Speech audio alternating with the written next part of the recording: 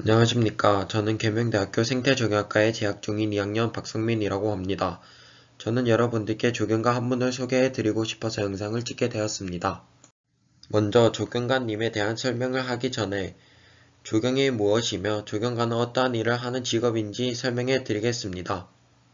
이 사진은 제가 앞산에 올라가서 찍은 대구의 풍경입니다. 제가 배우고 가장 와닿았던 조경이라는 학문의 정의는 도시에 나무를 심는 일이라고 생각합니다. 이러한 도시에 심은 나무들로 인하여 공공의 사람들이 휴식과 행복을 느끼게 만들어주는 학문이라고 생각합니다.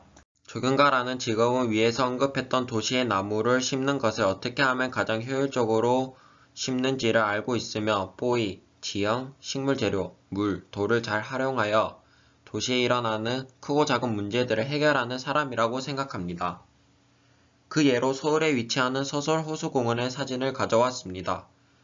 이 서솔호수공원은 비행기가 뜰 때 나는 소음 문제를 해결하기 위해 분수를 나오게 하여 그 문제를 해결하였습니다. 이처럼 조경가는 자연 재료를 활용하여 사람들에게 쾌적한 환경을 제공하는 일과 도시의 문제를 해결하는 일을 하는 직업이라고 생각합니다. 이제 조경이 어떤 것이며 조경가가 어떠한 일을 하는지는 조금은 이해가 되셨을 겁니다. 이제 본론으로 들어가 최원만 조경가님에 대해 설명을 해드리겠습니다.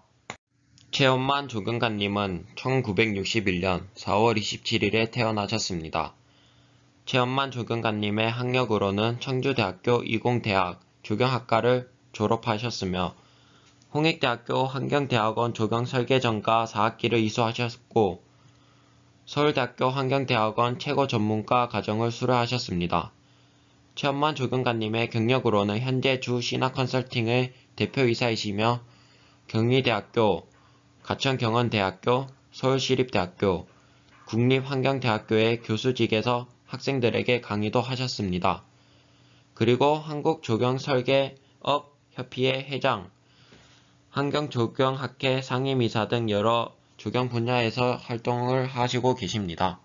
최원만 조경가님은 작품을 설계할 때 색으로 치면 무채색이었으면 좋겠다. 대상지에 따라, 사람에 따라 달라질 여지가 있는 무채색이라는 조경 철학을 가지고 설계를 하신다고 하셨습니다. 저는 조경 철학을 제 나름대로 해석해 보았습니다. 먼저 대상지는 PPT 중 플레이스가 연상되었습니다. 플레이스는 물리적, 생태적, 역사적 특성이 있습니다.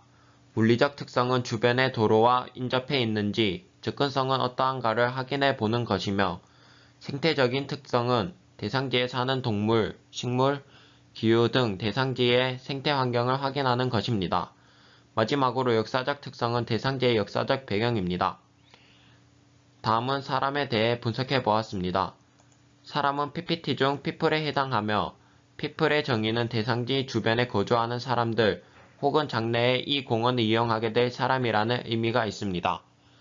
마지막으로 무채색이라는 말은 공원 및 프로젝트라는 생각을 해보았습니다.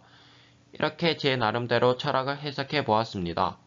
이 철학은 문제를 해결하기 위한 안을 도와주는 역할을 하며 저 또한 이 철학을 바탕으로 최원만 조경가님께서 만드신 작품을 분석해 보도록 해보겠습니다.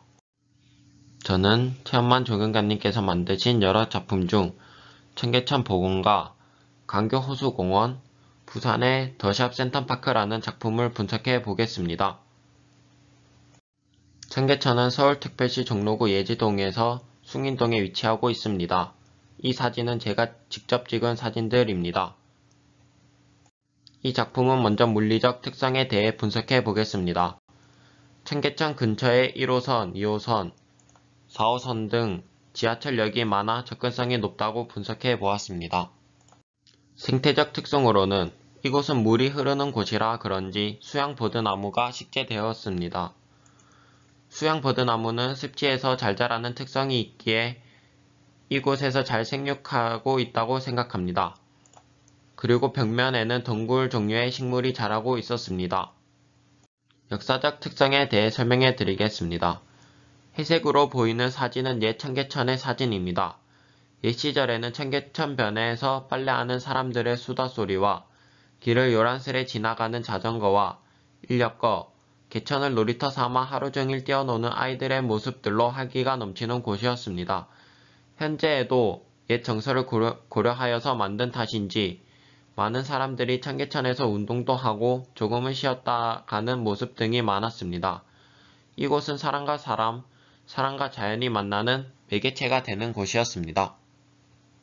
다음으로 소개해드릴 작품은 경기도 수원시에 위치하고 있는 강교호수공원입니다. 먼저 이곳은 제가 직접 가보지 못하여서 아쉽지만 열심히 자료를 준비해 보았습니다. 강교호수공원은 수원의 랜드마크 공원이라서 그런지 접근성은 매우 좋은 편이었습니다. 강교호수공원의 생태적 특성으로는 넓은 잔디밭 위에 소나무, 은행나무, 상수리나무 등과 같은 교목이 식재되었으며 물가에는 아름다운 수련이 있었습니다. 강교호수공원의 역사적 특성에 대해 설명해 드리겠습니다. 강교호수공원은 원래 농업용수를 저수하는 인공호수로 개발되었습니다. 그런데 이곳이 인어낚시터로 알려지기 시작하였고 인공호수 주위에 식물과 조화를 이루며 피서관광지로 각광받게 되었습니다. 1977년 국민관광지로 지정되었으며 이곳은 원천유원지로 발달하게 되는 계기가 되었습니다. 원천유원지는 원천랜드와 그린랜드라는 두 개의 테마공원이 있었습니다. 이곳은 여러 사람들에게 매우 큰 즐거움을 주는 장소였다고 하였습니다. 그러나 현재는 강교 신도시 개발로 인해 우리가 흔히 알고 있는 수원의 강교호수공원의 모습을 하게 되었습니다. 강교호수는 저수지에서 관광지에서 현재에는 많은 사람들에게 휴식을 제공하는 공간으로 자리 잡게 되었습니다. 마지막으로 제가 직접 갔다 온 더샵 센텀시티의 영상을 보여드리겠습니다.